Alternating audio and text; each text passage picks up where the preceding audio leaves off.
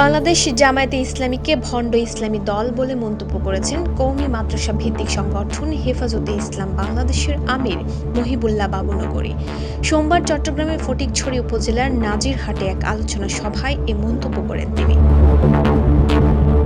আগামীর ফটিকছড়ি বিনির্মাণে উলামায়ে কেরামের করণীয় শিরোনামে স্থানীয় একটি কমিউনিটি সেন্টারে এই সভা হয়।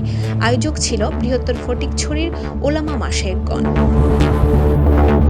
সেখানে হেফাজতের আমির বলেন, জামায়াত ইসলামী ভণ্ড ইসলামী পার্টি, সহি ইসলামী পার্টি না।